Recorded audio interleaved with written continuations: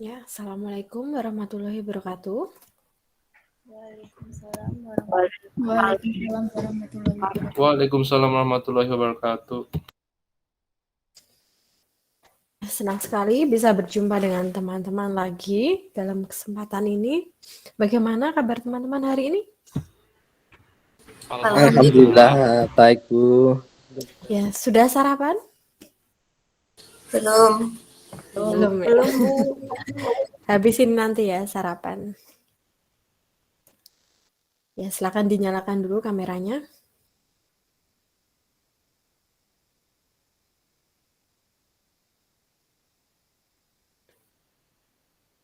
Ya, sudah terlihat wajahnya yang cantik-cantik dan juga ganteng-ganteng.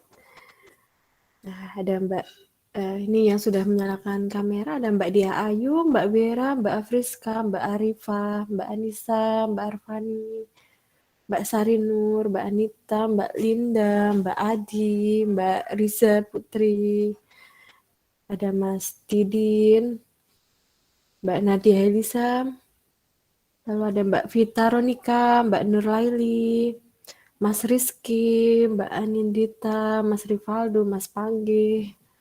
Ya, ini sudah muncul lagi Mas Sawung, Mbak Tiara, Mas Rahmat. Ya, selamat pagi teman-teman, kita mulai untuk kuliah hari ini ya.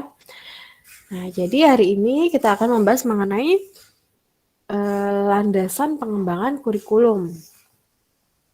Nah, sebenarnya landasan pengembangan kurikulum itu apa? Jadi landasan pengembangan kurikulum itu adalah suatu gagasan atau asumsi atau prinsip yang menjadi sandaran atau titik tolak ukur dalam mengembangkan kurikulum. Jadi landasan inilah yang akan dipakai dalam mengembangkan kurikulum itu. Nah, landasan itu sebenarnya sama juga dengan kalau kita melihat suatu rumah ya. Landasan itu sama dengan fondasinya. Jadi kalau rumah itu tidak kuat fondasinya, rumah itu akan cepat roboh. Nah, begitu juga dalam pendidikan. Kalau landasan kurikulumnya ini kurang kuat ya. Jadi pendidikan itu siapa lagi yang akan dikorbankan kalau bukan manusia itu sendiri, yaitu adalah siswanya di sini. Nah, itu seputar landasan pengembangan kurikulum secara umum ya. Nah, hari ini kita akan mendengarkan presentasi dari Mbak Adi dan juga Mbak Risa Putri mengenai landasan filosofis dalam pengembangan kurikulum. Nah, silakan Mbak Adi dan Mbak Risa Putri sudah siap? Siap Bu. Nah, silakan mulai di share screen, Mbak.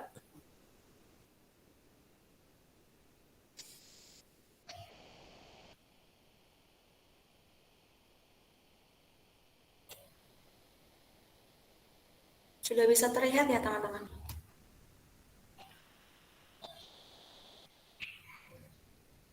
Sudah bisa terlihat Bu? Sudah bisa. Baik. Baik, Assalamualaikum warahmatullahi wabarakatuh. Selamat pagi teman-teman dan Ibu Devi. Sebelumnya, perkenalkan saya Adifa Fenci yang akan membahas tentang landasan filosofis pengembangan kurikulum, dan tentunya saya tidak sendiri. Saya bersama Mbak Risa Putri. Kemudian langsung saja kita mulai. Jadi materi pembahasan kita hari ini yaitu mengenai pengertian filsafat, kemudian ada juga manfaat filsafat pendidikan, kemudian tujuan dan filsafat pendidikan, ada pula kurikulum dan filsafat pendidikan, dan aliran filsafat kependidikan. Kita akan membahas tentang pengertian filsafat. Filsafat merupakan terjemahan dari bahasa Inggris filosofi yang merupakan perpaduan dua kata Yunani purba, yaitu philin yang berarti cinta dan sophia yang berarti kebijaksanaan. Secara etimologi, filsafat berarti cinta kebijaksanaan atau love of wisdom. Itu menurut Reja Mudiaharjo. Kemudian secara operasional, filsafat mengandung dua pengertian, yaitu sebagai proses atau berfilsafat dan sebagai hasil berfilsafat atau sistem teori atau pemikiran. Kemudian dalam kaitannya dengan filsafat sebagai proses, Socrates mengemukakan bahwa filsafat adalah cara berpikir radikal, menyeluruh, dan mendalam, atau cara berpikir yang mengupas sesuatu sedalam-dalamnya. Kemudian dapat disimpulkan bahwa filsafat adalah kajian masalah mendasar dan umum tentang persoalan seperti eksistensi, pengetahuan, nilai, akal, pikiran, dan bahasa. Kemudian filsafat dibagi menjadi dua cabang besar. Berdasarkan luas lingkup yang menjadi objek kajiannya, yaitu filsafat umum atau filsafat murni, dan yang kedua filsafat khusus atau filsafat terapan. Filsafat umum ini dibagi menjadi beberapa cabang lagi, yaitu yang pertama metafisika. Ini membahas hakikat, kenyataan, atau realitas meliputi satu metafisika umum atau ontologi. Kemudian yang kedua, metafisika khusus yang meliputi kosmologi, teologi, dan antropologi. Kemudian yang kedua yaitu epistemologi dan logika. Ini membahas hakikat pengetahuan dan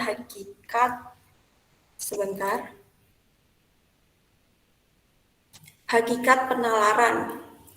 Kemudian ada aksiologi, ini membahas hakikat nilai dan estetika. Kemudian yang kedua, filsafat khusus, ini pembagiannya didasarkan pada kekhususan objeknya, seperti filsafat hukum, filsafat sejarah, filsafat ilmu, filsafat pendidikan, dan lain sebagainya.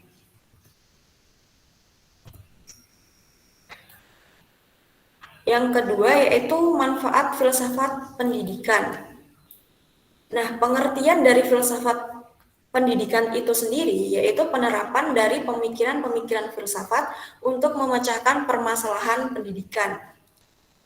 Kemudian Nasution mengidentifikasi beberapa manfaat filsafat pendidikan, yaitu yang pertama, filsafat pendidikan dapat menentukan arah akan dibawa kemana anak-anak melalui pendidikan di sekolah. Sekolah ialah suatu lembaga yang didirikan untuk mendidik anak-anak ke arah yang dicita-citakan oleh masyarakat, bangsa, dan negara. Kemudian yang kedua, dengan adanya tujuan pendidikan yang diwarnai oleh filsafat yang dianut, kita dapat mendapat gambaran yang jelas tentang hasil yang harus dicapai. Kemudian yang ketiga, filsafat dan tujuan pendidikan materi kesatuan yang bulat kepada segala usaha pendidikan. Kemudian yang keempat, tujuan pendidikan memungkinkan si pendidik menilai usahanya hingga manakah tujuan itu tercapai. Kemudian yang kelima, tujuan pendidikan memberikan motivasi atau dorongan bagi kegiatan pendidikan. Kemudian kita masuk materi ketiga yaitu filsafat dan tujuan pendidikan. Nah, sebenarnya apa sih korelasi antara filsafat dan kependidikan itu? Filsafat akan menentukan arah kemana peserta didik akan dibawa. Jadi, harus ada kejelasan tentang pandangan hidup manusia atau tentang hidup dan eksistensinya. Filsafat yang dianut oleh suatu negara akan sangat mempengaruhi tujuan pendidikan yang dicapai karena tujuan pendidikan memuat pernyataan-pernyataan mengenai berbagai kemampuan yang diharapkan dapat dimiliki oleh peserta didik selaras dengan sistem nilai dan falsafah yang dianutnya. Kemudian Herbert Spencer dalam Nasution, 5 kajian sebagai sumber gini maksud saya. Dia merumuskan 5 kajian sebagai sumber merumuskan tujuan pendidikan. Yang pertama yaitu self-preservation, yaitu individu harus dapat menjaga kelangsungan hidupnya dengan sehat, mencegah penyakit, dan hidup secara teratur. Kemudian yang kedua, securing the necessities of life. Mohon maaf karena bahasa Inggris saya kurang bagus ya teman-teman. Jadi bisa dilihat saja tulisannya begini, yaitu individu harus sanggup mencari nafkah dan memenuhi kebutuhan hidup dengan melakukan suatu pekerjaan. Kemudian yang ketiga, rearing of family, individu harus mampu menjadi ibu atau bapak yang sanggup bertanggung jawab atas pendidikan anaknya dan kesejahteraan keluarganya. Kemudian, maintaining proper social and political relationship. Setiap individu adalah makhluk sosial yang hidup dalam lingkungan masyarakat dan negara. Kemudian, ada enjoying leisure time, yaitu individu harus sanggup memanfaatkan waktu senggangnya dengan memilih kegiatan-kegiatan yang menyenangkan dan menambah kenikmatan dan kegairahan hidup. Kemudian ada juga the unit status of Office of Education mencanangkan tujuan pendidikan melalui 7 cardinal principle. Yang pertama yaitu health, sekolah wajib mempertinggi taraf kesehatan murid. Kemudian yang kedua, command of fundamental process, penguasaan kecakapan pokok yang fundamental seperti menulis, membaca, berhitung. Kemudian yang ketiga, worthy home membership, yaitu mendidik anak menjadi anggota keluarga yang berharga sehingga berguna bagi masyarakat. Yang keempat, vocational efficiency, yaitu efisiensi dalam pekerjaan sehingga dalam waktu yang singkat dapat mencapai hasil yang banyak dan memuaskan. Kemudian yang kelima, citizenship, usaha yang mengembangkan bangsa menjadi warga yang baik. Kemudian yang keenam, worthy use of leisure, yaitu memanfaatkan waktu senggang dengan baik yang senantiasa bertambah panjang berhubung dengan industrialisasi yang lebih sempurna. Kemudian yang terakhir, satisfaction of religious need, yaitu pemuasan kehidupan keagamaan. Kemudian ini ada peta mengenai pendidikan nasional di Indonesia. Tujuan pendidikan nasional di Indonesia ini bersumber pada Pancasila. Landasan dan arah yang ingin diwujudkan oleh pendidikan Indonesia yaitu sesuai dengan falsafah Pancasila itu sendiri. Kemudian Pancasila di Indonesia bertujuan untuk mendidik peserta didik menjadi manusia yang berpancasila. Dan nilai-nilai Pancasila yang dianut bangsa Indonesia ini dicerminkan dalam rumusan tujuan pendidikan nasional yang tertuang dalam UU nomor 20 tahun 2003. Jadi pendidikan nasional di Indonesia ini falsafatnya itu bersumber dari Pancasila. Kemudian yang keempat, yaitu kurikulum dan filsafat pendidikan, ini akan dilanjutkan oleh Saudari Riza. Saya persilahkan. Baik, yang kemudian selanjutnya nomor 4, kurikulum dan filsafat pendidikan. Next. Yang pertama, kurikulum pada hakikatnya adalah alat untuk mencapai tujuan pendidikan. Tujuan pendidikan dipengaruhi oleh filsafat atau pandangan hidup suatu bangsa, maka kurikulum dikembangkan harus mencerminkan falsafah atau pandangan hidup bangsa tersebut. Yang kedua, hubungan yang erat antara kurikulum pendidikan di suatu negara dengan filsafat negara yang dianut. Yang ketiga, perkembangan kurikulum dapat berubah sesuai zaman dan keadaan yang terjadi. Seperti contoh, kurikulum ketika Indonesia dijajah oleh Belanda, maka kurikulum yang dianut adalah kepentingan politik Belanda. Ketika bangsa Indonesia merdeka, maka kurikulum dapat berubah menjadi kurikulum yang bernilai Pancasila. Yang keempat, keberadaan aliran-aliran filsafat lainnya dalam pengembangan kurikulum di Indonesia dapat digunakan sebagai acuan.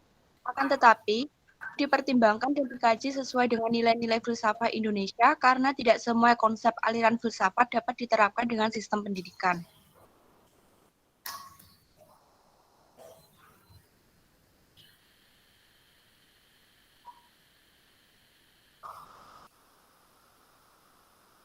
Next. Kemudian yang kelima, aliran filsafat pendidikan. Pengembangan kurikulum membutuhkan filsafat sebagai landasan berpikir. Landasan filsafat memiliki beberapa konsep yang meliputi konsep metafisika, konsep epistemologi, konsep logika, konsep aksiologi. Konsep aksiologi berimplikasi terhadap konsep pendidikan yang meliputi rumusan tujuan pendidikan, isi pendidikan, metode pendidikan, peranan pendidikan, dan peserta didik. Konsep metafisika berimplikasi khususnya terhadap peranan pendidik dan peserta didik. Konsep tentang hakikat pengetahuan berimplikasi terhadap isi dan metode pendidikan. Konsep aksiologi berimplikasi terutama terhadap perumusan tujuan umum pendidikan. Menurut Reja Mudjaharjo 1989, terdapat 3 sistem pemikiran filsafat dalam pemikiran pendidikan di Indonesia pada umumnya, yaitu yang pertama idealisme, yang kedua realisme, dan ketiga pragmatisme. Yang pertama idealisme. Yang A, konsep-konsep filsafat meliputi 1. Metafisika atau hakikat realitas adalah kenyataan yang sebenarnya bersifat spiritual atau rohani. Yang kedua, humanologi atau hakikat manusia adalah kemampuan berpikir atau rasional yang menyebabkan adanya kemampuan memilih. Yang ketiga, epistemologi atau hakikat pengetahuan adalah pengetahuan yang benar diperoleh melalui intuisi dan pengingatan kembali melalui berpikir. Kebenaran dicapai oleh beberapa orang yang memiliki akal pikiran cemerlang.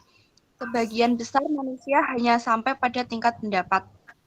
Yang keempat, aksiologi atau hakikat nilai adalah kehidupan manusia diatur oleh kewajiban moral yang diturunkan pada pandangan tentang kenyataan atau metafisika. Hakikat nilai bersifat absurd atau mutlak. Kemudian konsep-konsep pendidikan.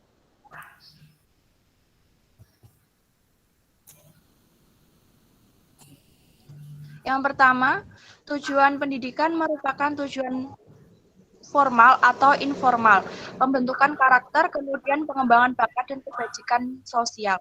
Yang kedua, isi pendidikan, yaitu kemampuan berpikir melalui pendidikan liberal atau pendidikan umum. Keterampilan bekerja melalui pendidikan praktis.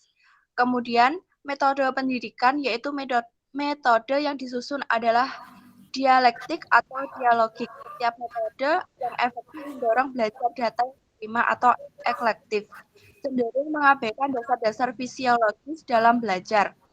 Yang keempat, peran peserta didik dan pendidik, yaitu peserta didik mengembangkan bakatnya, sedangkan pendidik menciptakan lingkungan yang memungkinkan peserta didik dapat belajar secara efisien dan efektif.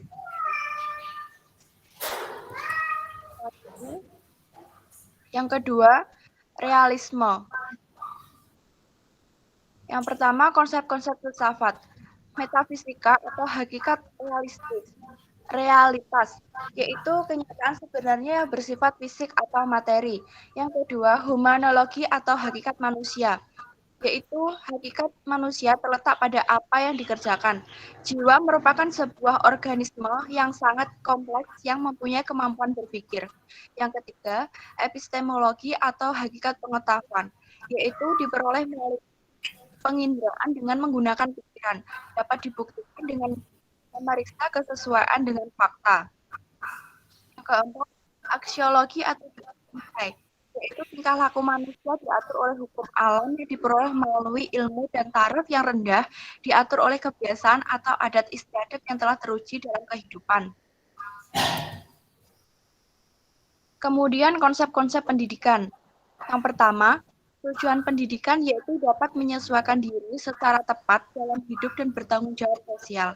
Yang kedua, isi pendidikan yaitu kurikulum komprehensif yang berisi pengetahuan yang berguna bagi penyesuaian diri dalam bertanggung jawab sosial. Kurikulum pendidikan liberal atau pendidikan untuk mengembangkan kemampuan berpikir dan pendidikan praktis untuk kepentingan bekerja. Yang ketiga, metode pendidikan didasarkan pada pengalaman langsung maupun tidak langsung. Metode ini bersifat logis, bertahap, dan berurutan. Yang keempat, peranan peserta didik dan pendidik yaitu peserta didik menguasai pengetahuannya, disiplin mental, dan moral untuk setiap tingkat kebajikannya. Sedangkan peranan pendidik adalah menguasai pengetahuan, terampil, dan teknik mendidik dan memiliki kewenangan untuk mencapai hasil pendidikan yang dibebankan kepadanya. Kemudian pragmatisme. Konsep-konsep filsafatnya, yang pertama adalah metafisika atau hakikat realitas, yaitu teori umum tentang kenyataan tidak mungkin dan tidak perlu. kenyataan yang sebenarnya adalah kenyataan fisik.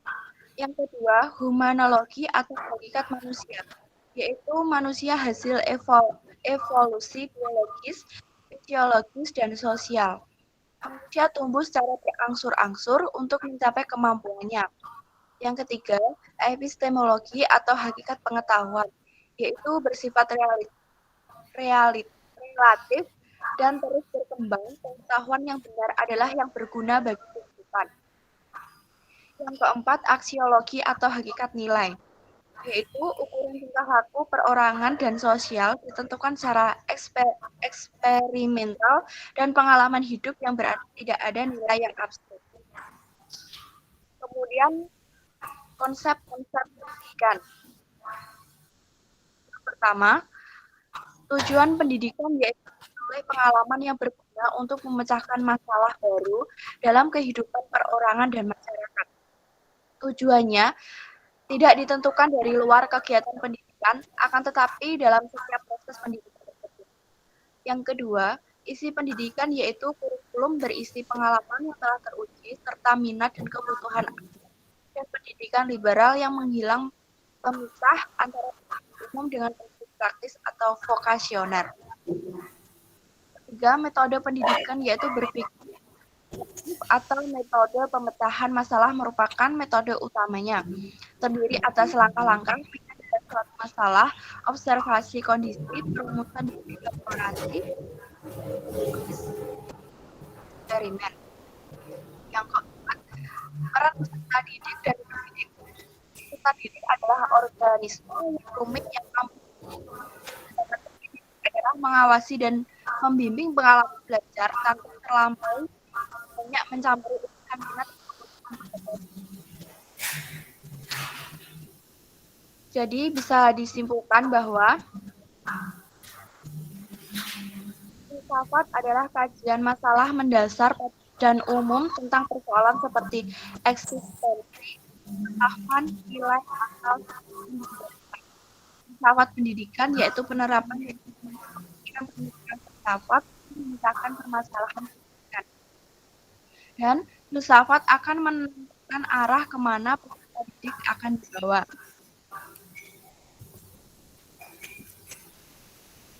Terima kasih. Itu presentasi dari kelompok kami tentang landasan filosofis pengembangan kurikulum. Mungkin teman-teman kalau ada yang ditanyakan, kami persilahkan.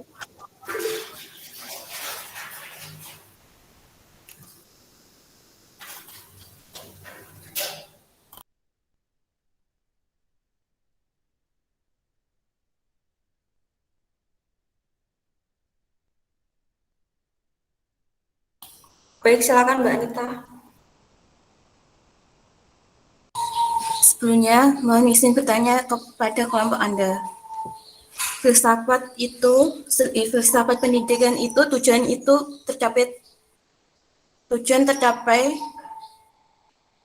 filsafat pendidikan itu kalau tidak tercapai, terus bagaimana pendapat Anda?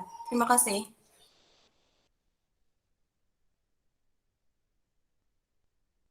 Baik, terima kasih. Pertanyaan kan saya keep terlebih dahulu. Saya lanjutkan pada Mas Rahmat Danan, silakan. Sebelumnya maaf Bu kalau saya off cam karena lagi kurang enak badan. Jadi saya ingin bertanya, tadi saat Mbak Adifa presentasi, pada slide berapa saya lupa bahwa pendidikan Indonesia menggunakan berdasarkan filsafat Pancasila. Jadi, apakah ada alasan kenapa menggunakan filsafat Pancasila? Kenapa tidak menggunakan filsafat yang lain? Terima kasih. Baik, terima kasih. Kemudian yang lain, apakah ada pertanyaan?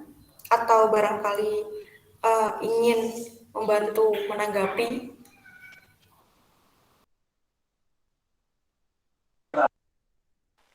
Saya mau bertanya. Baik, silahkan. Bagaimana jika suatu negara tidak memiliki atau menganut filsafat? Terima kasih.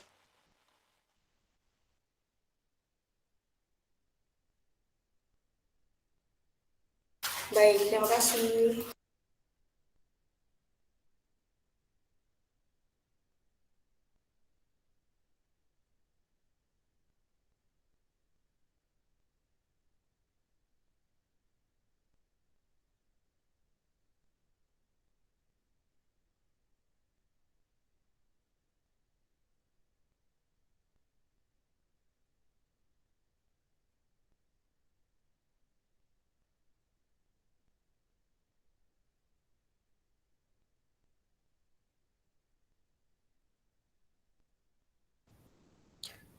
3 penanya dulu aja ya, nanti lanjut lagi setelah dijawab. Baik, saya akan menjawab pertanyaan dari Mbak Anita. Bagaimana filsafat itu tidak tercapai, filsafat pendidikan tujuannya jika tidak dicapai gitu ya, Mbak? Mungkin menurut saya, karena tujuan filsafat pendidikan adalah memberikan inspirasi bagaimana mengorganisasikan proses pembelajaran yang ideal. Jika filsafat itu tidak tercapai, maka tidak dapat berjalan pendidikan itu. Sehingga pendidikan tersebut tidak memberikan inspirasi bagi masyarakat, bagi pendidik maupun peserta didik yang mengarah dengan jelas. Jadi filsafat tersebut harus berjalan. Begitu Mbak mungkin. Karena tujuan pendidikan sendiri dikatakan bahwa anak itu membawa ke arah tingkat kedewasaan. Artinya membawa anak didik agar dapat berdiri sendiri tersebut, Mbak. Bagaimana Mbak Anita? Terus contohnya itu bagaimana, Mbak? Bagaimana? Contohnya tujuan itu loh, supaya tercapai.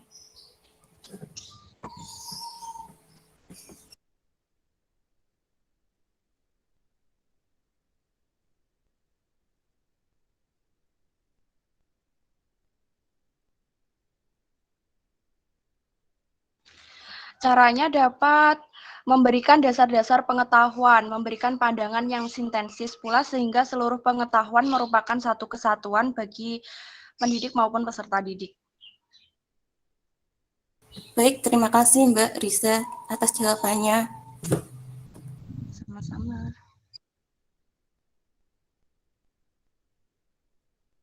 Teman-teman yang lain kalau mau menanggapi juga nggak apa-apa loh, langsung aja masuk ke topik diskusi.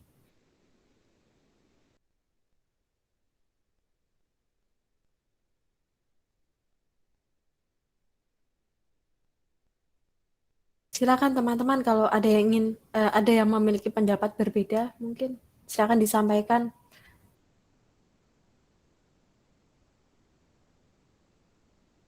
Ingin membantu menjawab silakan, atau mungkin tidak setuju dengan jawaban yang tadi. Silakan, semua terbuka ini.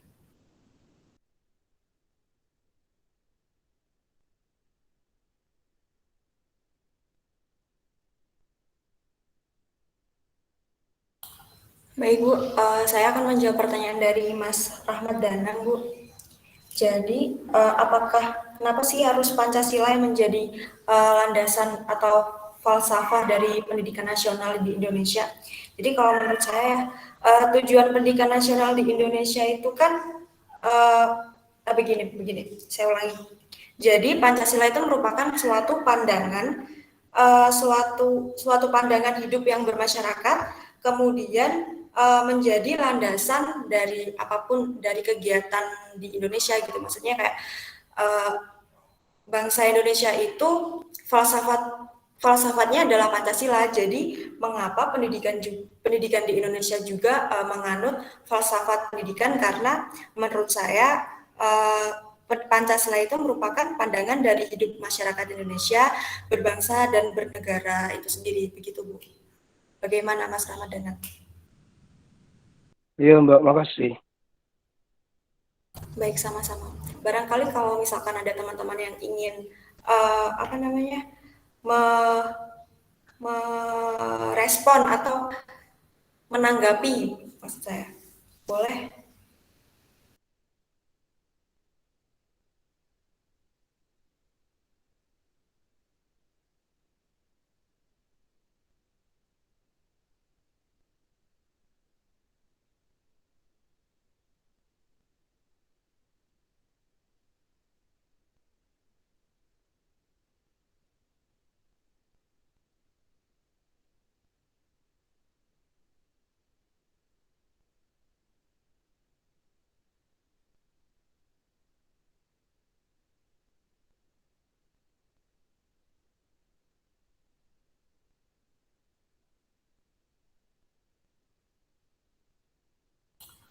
Baik, barangkali saya bisa mencoba untuk menjawab pertanyaan dari Mbak Rahmadona ya. Tadi tentang bagaimana apabila negara tidak memiliki filsafat ya. Jadi kalau menurut saya sendiri, filsafat itu dapat menentukan arah kemana diri kita masing-masing akan dibawa gitu. Jadi untuk itu kita harus memiliki kejelasan tentang pandangan hidup kita atau tentang apa ya eksistensi kita gitu Mbak. Bisa dipahami atau ingin menyangkal? Iya, terima kasih, Mbak. Sama-sama. Barangkali teman-teman yang lain ada pertanyaan ataukah ingin menanggapi?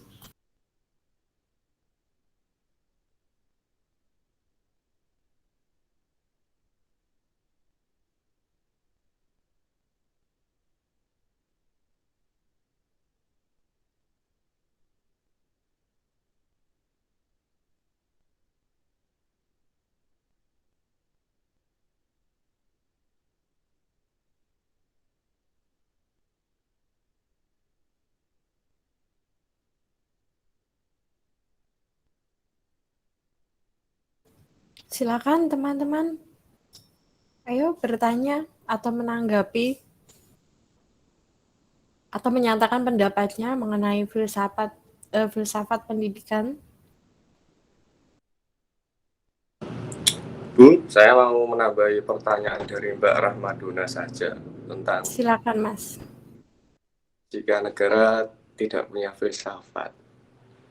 Kalau menurut saya pribadi, jika suatu negara tidak mempunyai filsafat, berarti negara itu tidak mempunyai logika dalam aturannya. Sudah, gitu saja. Karena alasannya filsafat juga membutuhkan logika, tafsiran logika. Itu saja, Bu.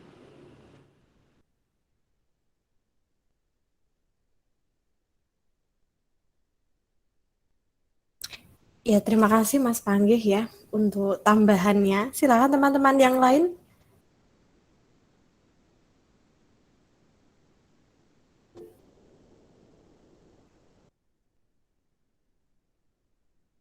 Itu ada yang tanya itu.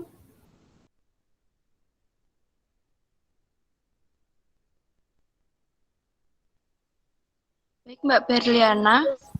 Silakan.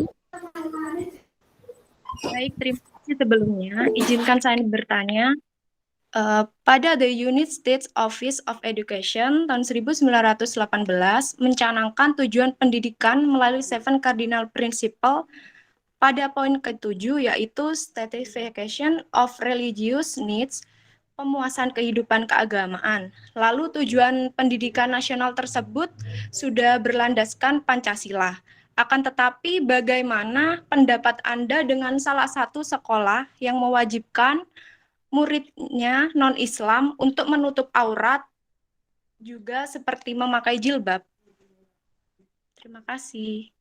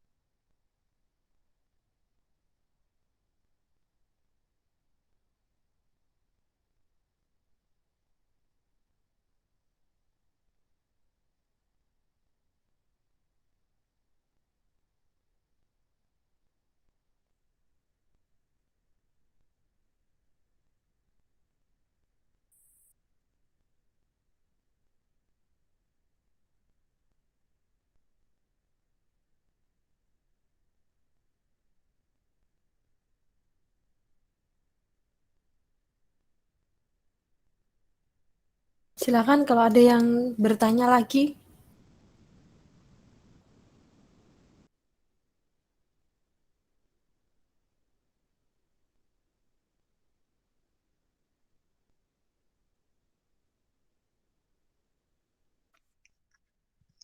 Saya mau bertanya.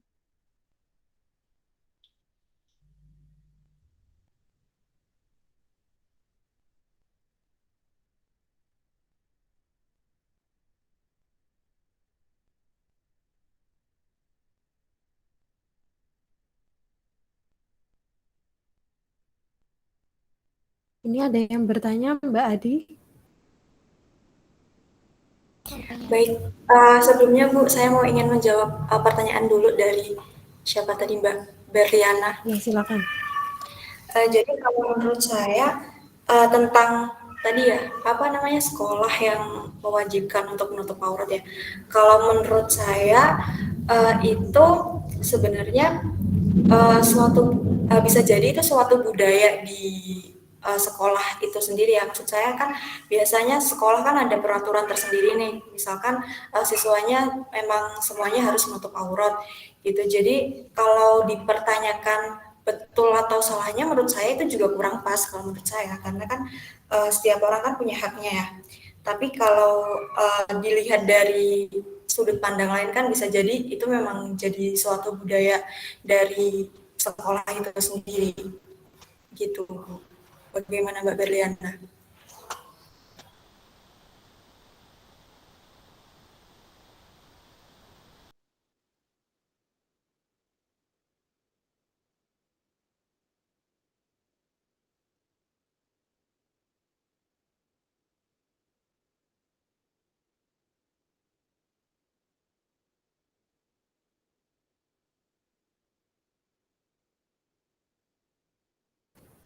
Silakan Mbak Riza. Bagaimana Mbak? Mbak Riza kalau mau menambahkan, silakan. Ya, seperti yang dijawab Mbak Adifa tersebut, ada peraturan tersendiri dari sekolah, mungkin juga dari lingkungan sekitar juga, itu juga termasuk harus diwajibkan berhijab seperti itu. Mungkin itu menurut saya Jadi seperti itu, Bu. apa namanya? Kalau misalkan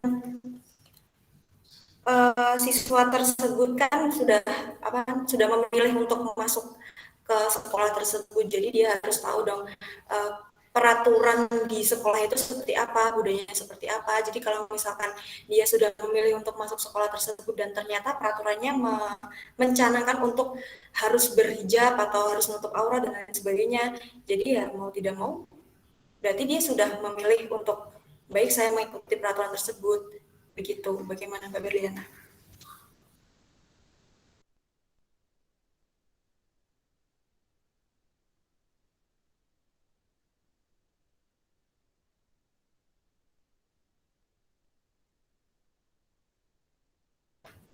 Silakan Mbak Berliana. Apakah ada tanggapan lagi? Saya juga ingin menanggapi tentang Silakan. saya menanggapi tentang apa itu jika sekolah memaksakan muridnya yang non Islam untuk berhijab, berarti sekolah itu tidak berlandaskan fasfalah Pancasila karena hilangnya pluralisme di sekolah itu. Kalau budaya sih ya relevan juga atau lingkungan, tapi menurut saya lebih jauh dari itu. Berarti sekolah itu tidak menanamkan prinsip Pancasila. Itu saja sih Bu. Karena pluralisme sangat penting tuh di Indonesia.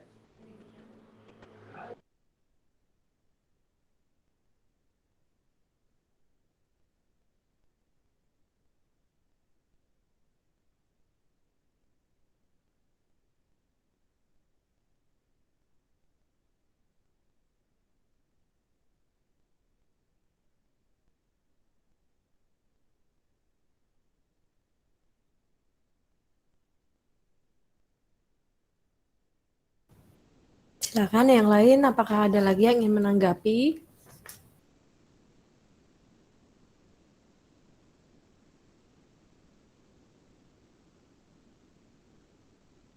Bagaimana Mbak Berliana? Apakah ada tanggapan balik? Baik, Bu, saya akan menanggapi pernyataan dari Mas Panggi.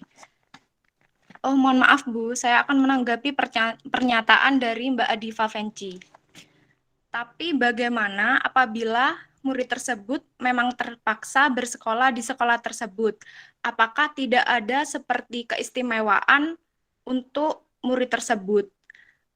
Padahal pada Pancasila terdapat prinsip-prinsip Pancasila yang sudah ditonjolkan. Terima kasih.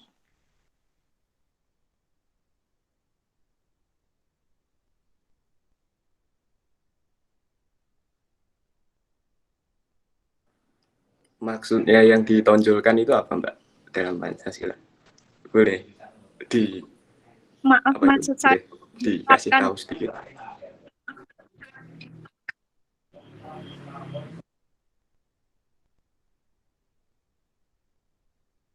Maaf, maksud saya ada prinsip-prinsip Pancasila yang harus diterapkan pada kehidupan sehari-hari, terutama seperti kehidupan di sekolah.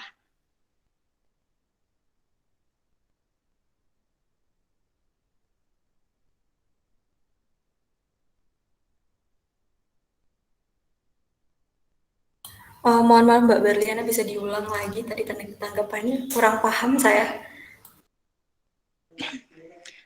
Tapi bagaimana apabila murid tersebut memang terpaksa bersekolah di sekolah tersebut karena di daerah kawasan zona siswa tersebut tinggal tidak ada tempat sekolah, tidak ada sekolah lagi. Apakah tidak ada seperti keistimewaan untuk murid tersebut? Padahal dalam Pancasila itu terdapat prinsip-prinsip Pancasila yang harus diterapkan dalam kehidupan sehari-hari, terutama seperti kehidupan sekolah gitu. Terima kasih.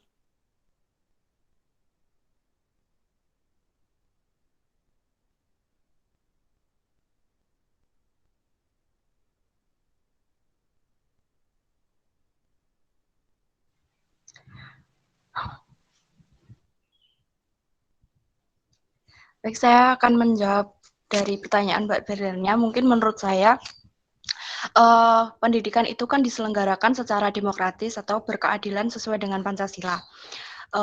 Aturan yang mewajibkan siswa non-muslim untuk berjilbab itu merupakan bentuk intoleransi atas keberagamaan.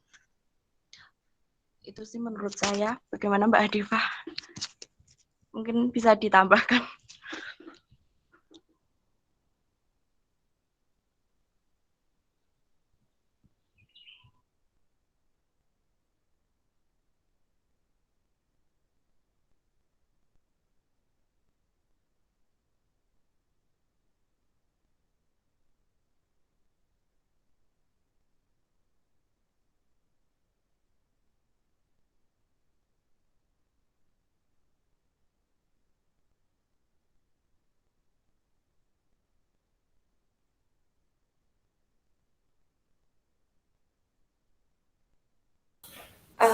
Kalau menurut saya, jadi kalau misalkan siswa itu terpaksa ya sekolah di situ dan harus menaati peraturan, ya kalau menurut saya sendiri peraturan suatu instansi ya mau tidak mau kita harus mengikuti gitu.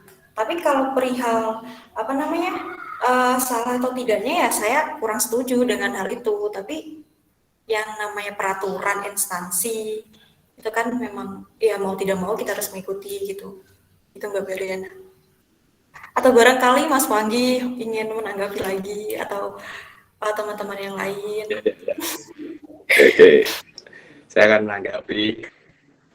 Kalau terpaksa sih menurut saya ya harus dilaksanakan ya. Kita bukan berbicara tentang teori di dalam jilbab sendiri itu udah kita di luar hal saja, tapi kita mengingat toleransi. Jadi ya sah-sah saja sesuai toleransi, karena lebih baik kita hidup dengan toleransi dimanapun saja, walaupun itu di sekolah atau di lingkungan kita, kan berdamai. Apalagi di suatu instansi itu banyak peraturan yang harus kita tetapkan ya. Menurut saya itu sih toleransi sih menurut saya, tanpa menilik tentang salah atau enggaknya non muslim berjilbab itu urusan belakangan, opini lah itu. Udah begitu saja sih.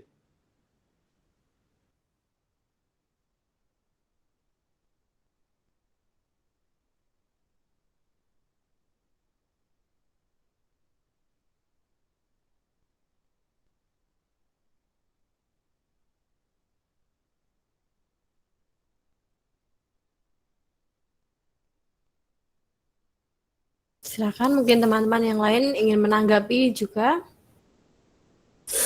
Saya akan menanggapi, Bu. Silakan Mbak Anita. Kalau di agama Kristen itu atau berhijab atau pakai tudung itu diperbolehkan. Karena itu kayak Beriawati kan pakai tudung juga. Jadi kan bisa, kalau di sekolah-sekolah bisa memakai berhijab. Ada di Alkitab itu ada penjelasannya. Terima kasih. Gini Itu Mbak, menurut gini saya. Mbak. Gini Mbak. Maaf, saya menjanggal karena ini di peraturan Mbak. Kalau di dalam apa itu kitab kita tidak membahas itu karena mohon maaf di sini kalau kita membahas kitab ini sangat sensitif sekali. Ini apa itu sangat sensitif sekali Mbak. Ini kontennya dalam peraturan pendidikan Mbak. Kalau di luar itu kan saya sudah bilang itu di luar nalar saja.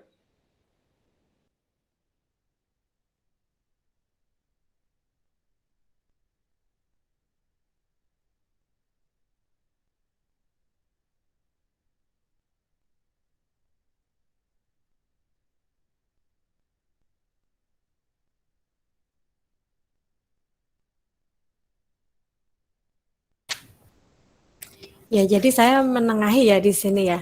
Memang kita ini sedang membicarakan dalam konteks pendidikan ya di sini. Jadi bukan memang Muslim itu harus berjilbab, lalu non Muslim boleh tidak berhijab seperti itu. Nah, sekarang ini kalau untuk perguruan tinggi ya, saya menyoroti itu tidak harus kalau misalkan kita lihat ya di universitas sebelah, di Universitas Widya Mandala. Nah, itu kan yayasan Katolik ya kalau teman-teman lihat. Nah, tapi sekarang itu mahasiswanya sudah banyak juga yang berhijab. Nah, itu artinya apa? Jadi sekarang dari universitas tersebut itu juga menerima mahasiswa yang beragama Islam dan juga berhijab gitu. Nah, jadi saya rasa hal seperti itu kalau di perguruan tinggi sekarang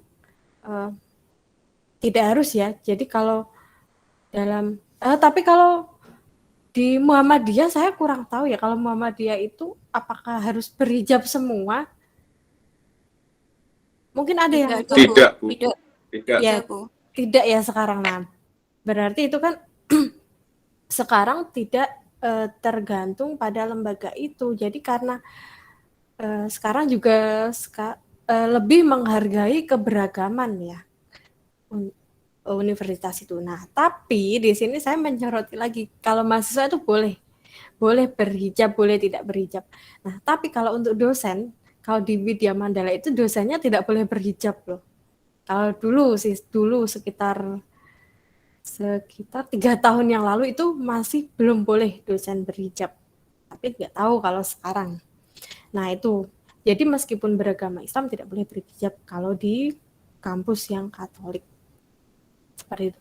Nah, kalau untuk sekolah SD, SMP, SMA, saya rasa kalau sekolahnya itu memang berbasis Islami ya. Jadi yayasan Islami ya mau tidak mau memang harus menyesuaikan di sini karena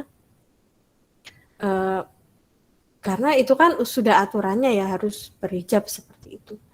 Nah, mungkin kalau kepala sekolahnya atau ada musyawarah nih dalam satu sekolah itu untuk memutuskan apakah boleh siswa nggak berhijab di sekolah ini. Nah, tapi kalau untuk sekolah itu memang lebih sensitif daripada universitas.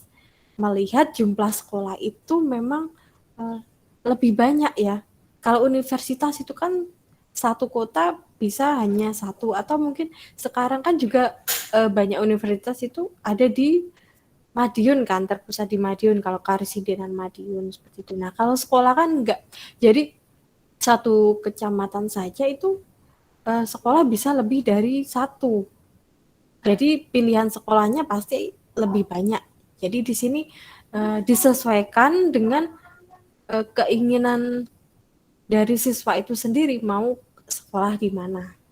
Seperti itu kalau itu menurut pendapat saya. Silakan teman-teman yang lain kalau ingin menanggapi.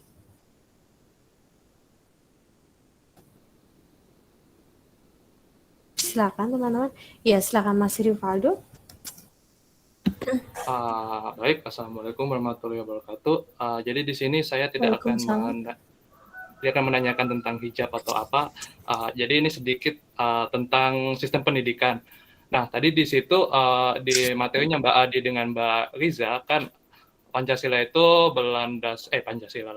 pendidikan berlandasan kepada Pancasila, itu pendidikan di Indonesia.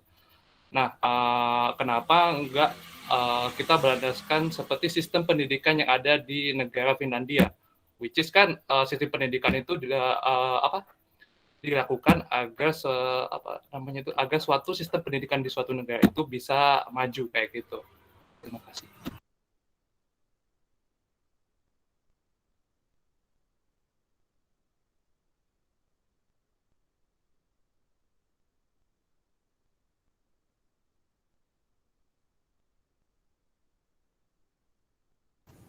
Silakan Mbak Diva dan Mbak Riza Putri untuk menjawab.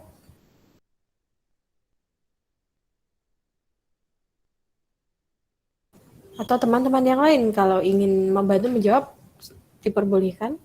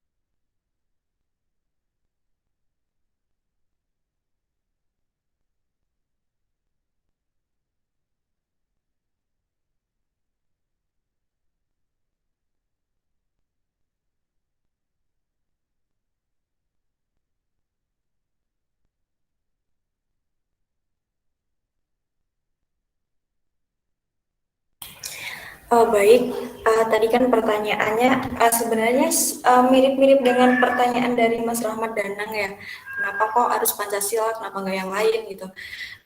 Kalau menurut saya, karena kan Pancasila itu sebagai landasan atau pandangan hidup dari bangsa Indonesia kita sendiri gitu. Jadi mengapa pendidikan di Indonesia pun menggunakan landasan Pancasila. Jadi Pancasila itu memiliki peranan juga terhadap pendidikan di Indonesia itu sebagai dasar negara yang mampu memberikan acuan untuk menjadi manusia yang berkarakter dan bermoral tinggi, sehingga Pancasila tersebut bisa dipercaya sebagai landasan untuk menghasilkan putra-putri bangsa yang sebagaimana mestinya gitu. Dan menurut saya Pancasila itu kan sebagai pandangan hidup ya, itu jadi pandangan hidup bangsa Indonesia gitu. Jadi ya apa ya, Pancasila itu sebagai landasan dari filsafat semua kegiatan atau kegiatan yang ada di negara Indonesia. Jadi bukan cuma pendidikan, ada politiknya, ada juga apa namanya,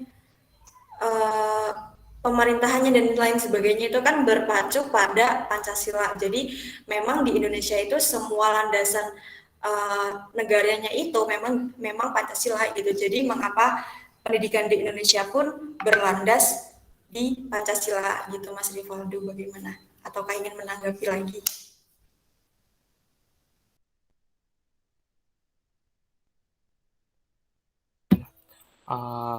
Baik, terima kasih atas penjelasannya. Menurut saya sudah puas. Terima kasih.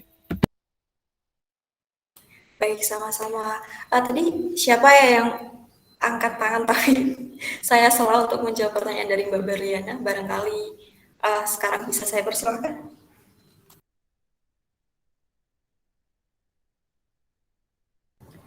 Mbak Nur Laili ya tadi, sepertinya.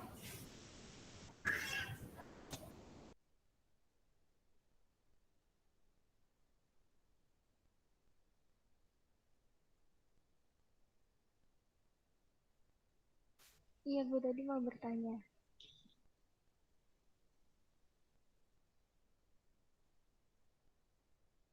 Saya mau bertanya. Silakan, Mbak. Iya.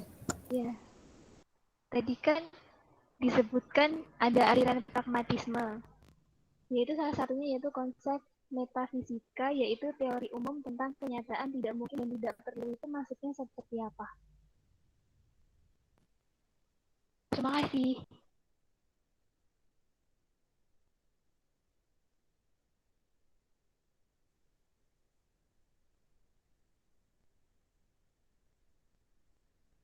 Mohon maaf, Mbak, bisa diulang lagi pertanyaannya? Tadi kan di dalam aliran pragmatisme terdapat konsep metafisika, yaitu teori umum tentang kenyataan tidak mungkin atau tidak perlu. Itu maksudnya seperti apa?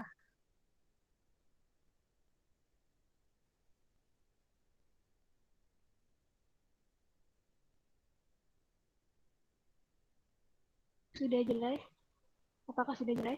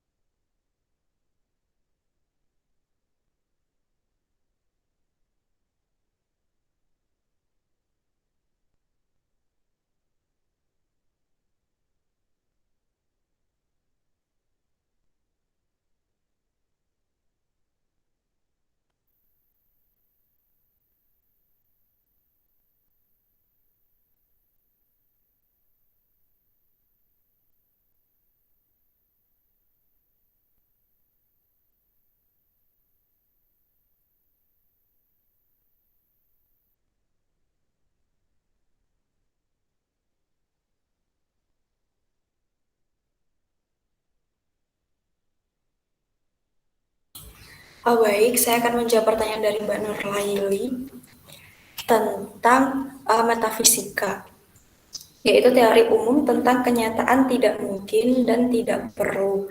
Kenyataan yang sebenarnya adalah kenyataan fisik. Jadi metafisika itu kan hakikat tentang realitas ya, tentang fisik. Jadi itu membahas tentang uh, apa ya?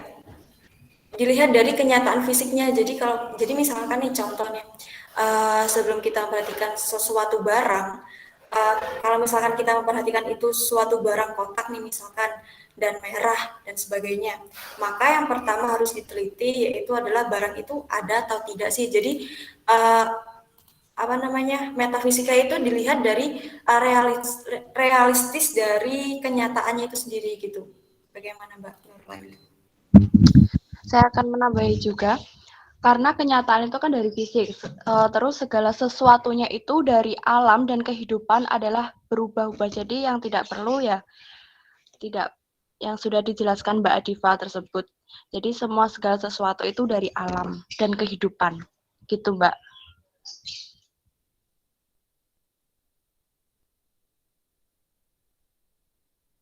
Terima kasih.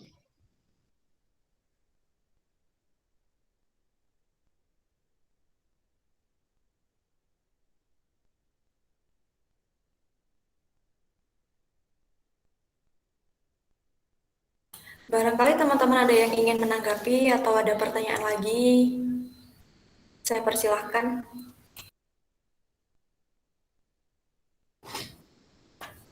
Silakan satu pertanyaan lagi.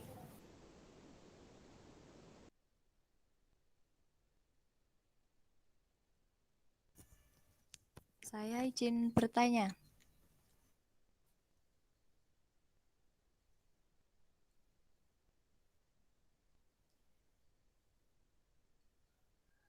Silakan Mbak Sari. Di slide pada bagian tujuan pendidikan, 7 Cardinal Principle, pada poin pertama menyebutkan bahwa sekolah wajib dalam mempertinggi taraf kesehatan murid-muridnya. Lalu pertanyaan saya, bagaimana cara sekolah atau instansi pendidikan dalam mempertinggi taraf kesehatan murid-muridnya? Terima kasih.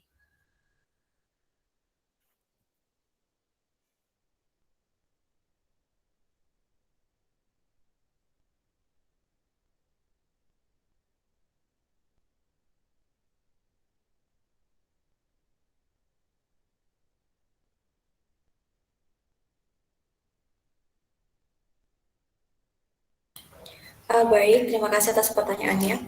Jadi, usaha sekolah atau satu instansi untuk mempertinggi taraf kesehatan dari siswa-siswanya itu sendiri, kita bisa lihat kalau di sekolah kan ada tuh unit kesehatan siswa UKS, terus kemudian ada juga biasanya kegiatan donor darah atau kegiatan vaksin biasanya, terus kemudian ada juga kegiatan ekstrakurikuler PMR dan lain sebagainya.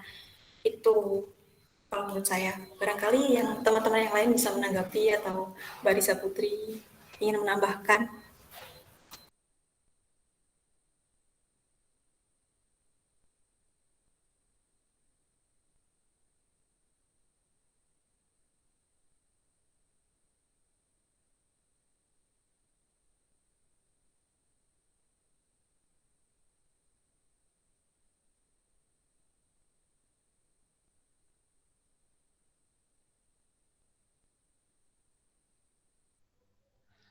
Mungkin untuk keadaan seperti saat ini tentang COVID-19 ini, sekolah bisa menambahkan tempat cuci tangan terhadap beberapa tempat seperti itu, seperti di depan ruang kelas, atau keluar masuk siswanya tersebut dan membuka ajaran untuk menetapkan protokol kesehatan seperti yang keadaan seperti saat ini, Mbak.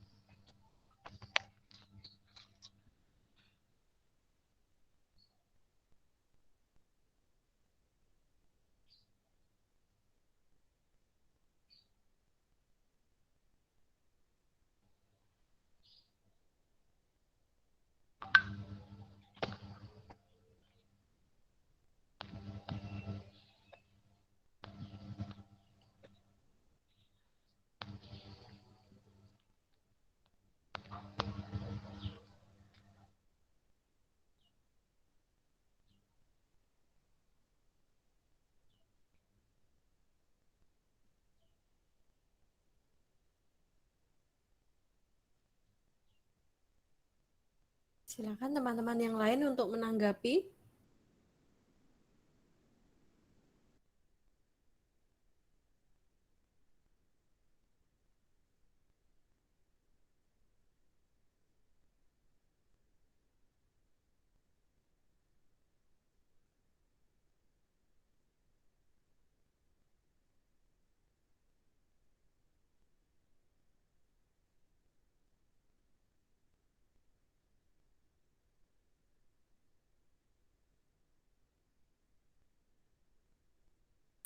Mungkin kalau memang teman-teman sudah jelas dan tidak ada yang ingin ditanyakan atau bahkan memang sudah cukup dan tidak ingin menambahkan, bisa saya tutup, Bu.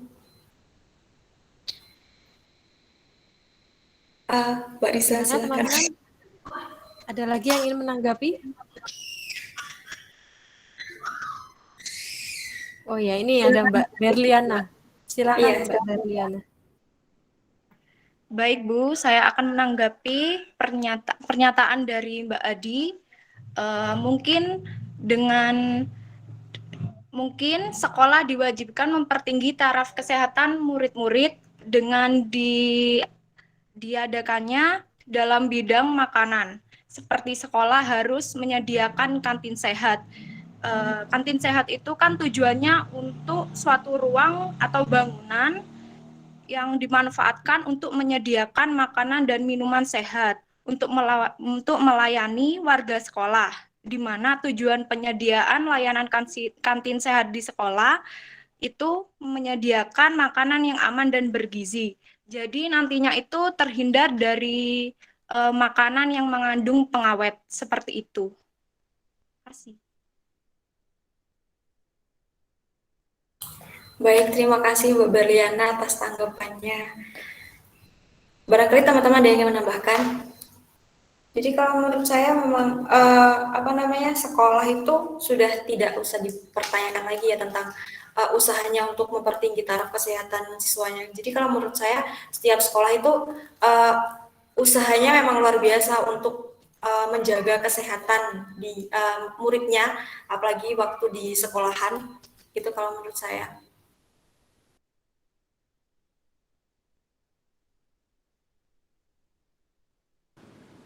Ya, saya juga akan menambahkan lagi agar asik ini sepertinya. Oke.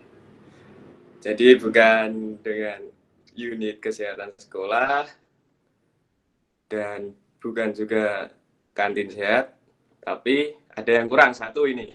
Tapi teman-teman tadi udah lengkap, yaitu adanya denda atau konsekuensi untuk peserta didik juga pengajar.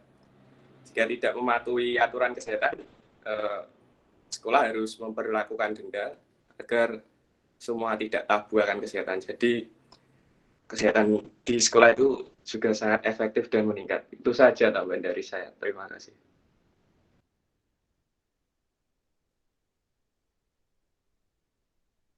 Baik, terima kasih Mas Panggi atas tanggapannya. Dan teman-teman yang lain, barangkali ada yang ingin menambahkan lagi. Ayo, saya persilahkan.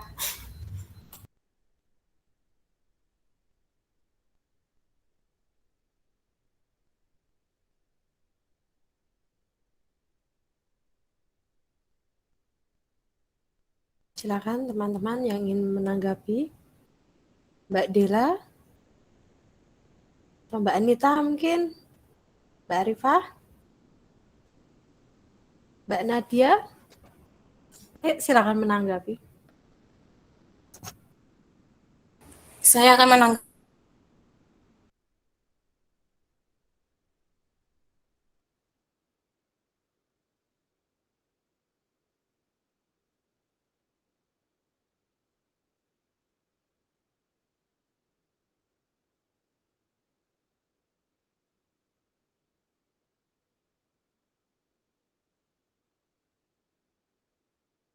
Sepertinya gangguan sinyal ya Mbak Anita.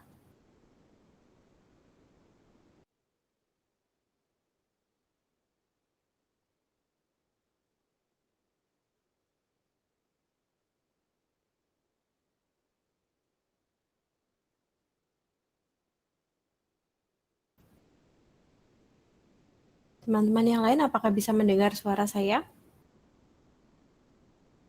Bisa, Bu. Bisa, Bu, bisa. Ya, berarti ini dari Mbak Anita.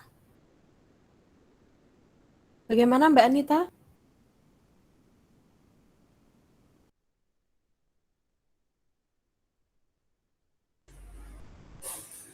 Dengan cara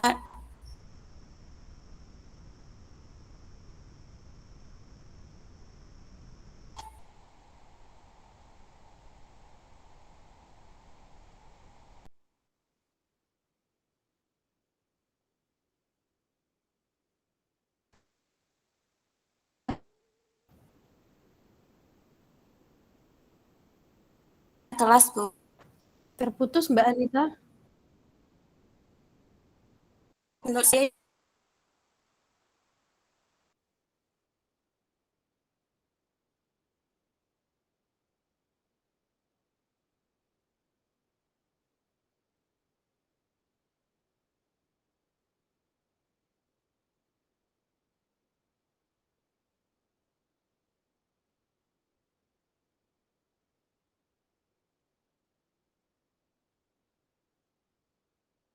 Bagaimana Mbak Anita? Apakah sudah stabil?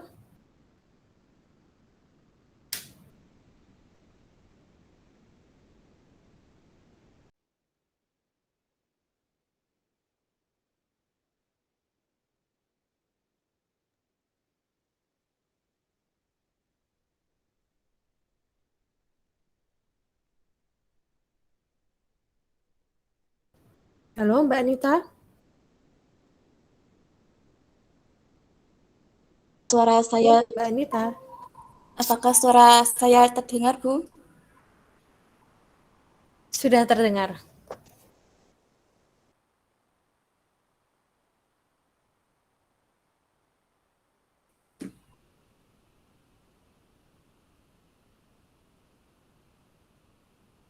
Ya.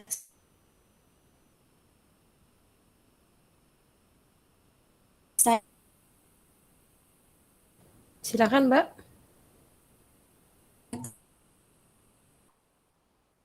menurut saya itu kayak mendesain kelas gitu loh, Bu, supaya siswa itu nyaman dalam pembelajaran di kelas. Cara kesehatannya gitu.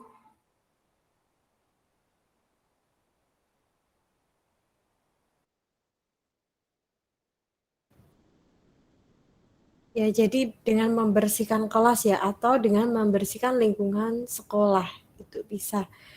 Nah, itu bisa dijadwal untuk membersihkan lingkungan sekolah, itu kan masuknya nanti ke kerja bakti ya. Jadi mungkin waktu hari Jumat bisa diadakan kerja bakti sesudah acara, biasanya kalau Jumat senam bersama ya, Jumat atau Sabtu itu. Nah, mungkin bisa lagi ditambahkan, yaitu dengan melakukan sosialisasi ke penjual-penjual yang menjual makanan di sekitar sekolah. Jadi biasanya nih ya, kalau siswa sekolahan SD itu kan biasanya di sekitarnya itu ada penjual makanan-makanan anak kecil itu, ada cilok, ada jajanan macam-macam itu. Nah, itu pihak sekolah bisa memberi edukasi ke penjual-penjual itu untuk menggunakan bahan-bahan itu yang terjamin. Misalkan sausnya itu juga yang lebih steril, lebih terjamin. Lalu pihak sekolah juga bisa mengecek itu makanannya sudah layak enggak, apakah penjualnya itu juga bersih atau mungkin kurang bersih. Nah, itu kan pihak sekolah bisa mengecek. Nah, kalau penjual ini tidak bisa mematuhi aturan yang ditetapkan oleh sekolah mengenai seperti apa kriteria penjual yang boleh berjualan. Nah, itu jadi penjual-penjual yang tidak memenuhi kriteria bisa tidak diperbolehkan untuk berjualan di situ. Nah, ini kalau seperti ini saya rasa pihak sekolah itu tidak salah ya, karena di sini juga untuk siswa itu sendiri, jadi untuk menjaga kesehatan siswa. Nah, hal-hal seperti itu sebenarnya juga sudah diterapkan oleh sekolah.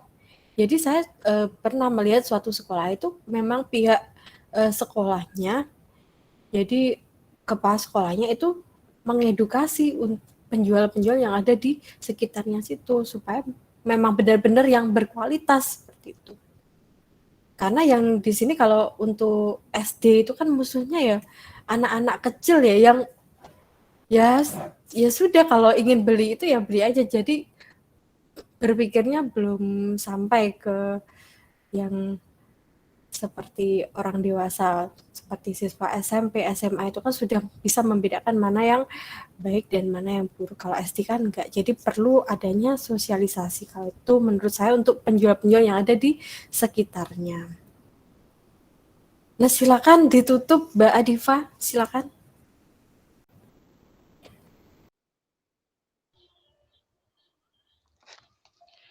Baik, saya akan menutup presentasi dari kelompok saya. Apabila ada kesalahan kata, kami mohon maaf. Sekian dari presentasi saya dan Mbak Adifa. Wassalamualaikum warahmatullahi wabarakatuh. Waalaikumsalam. Waalaikumsalam warahmatullahi wabarakatuh. Ya, terima kasih Mbak Risa Putri dan juga Mbak Adifa, presentasi yang luar biasa sudah menambah pengetahuan kita hari ini mengenai landasan filsafat dalam pengembangan kurikulum. Nah, jadi memang dasar dari filsafat yang digunakan di Indonesia itu adalah Pancasila. Ya, itu tidak bisa dibungkir ya, memang kita menggunakan Pancasila sebagai dasar negara. Nah, tapi bagaimana kalau kita ingin mengadopsi kurikulum dari luar negeri? Nah, itu sangat bisa sekali ya. Tentunya dengan menyesuaikan dengan nilai-nilai Pancasila. Jadi tetap menggunakan Pancasila, namun kita bisa mengambil hal-hal yang tetap harus disesuaikan di sini. Begitu. Jadi tetap berlandaskan dengan Pancasila. Tapi tidak menutup kemungkinan untuk mengambil ya hal-hal yang baik dari negara lain itu kenapa enggak gitu. Nah, sepertinya itu saja yang bisa saya tambahkan mengenai diskusi kita untuk hari ini. Minggu depan kita membahas mengenai landasan psikologis pengembangan kurikulum. Ada Mas Noval, Mas Panggi, siap ya minggu depan? Siap. Untuk sebagai penyaji. Ya, siap. Nah, kalau begitu saya rasa cukup sekian ya untuk perkuliahan kita hari ini. Diskusi yang sangat menarik. Nanti semoga minggu depan akan lebih menarik lagi. Nah, silakan teman-teman mempelajari topik yang akan kita bahas untuk minggu depan supaya nanti kita sudah ada pengetahuan sebelum kita diskusi seperti itu. Nah, ya sebelumnya silakan dinyalakan dulu kameranya. Silakan dinyalakan semua.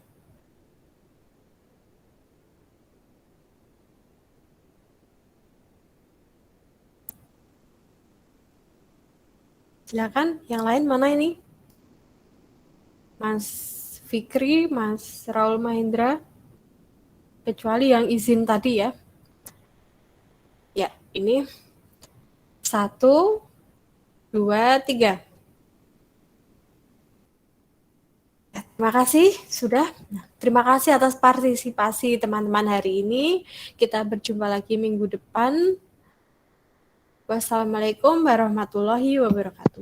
Waalaikumsalam warahmatullahi wabarakatuh.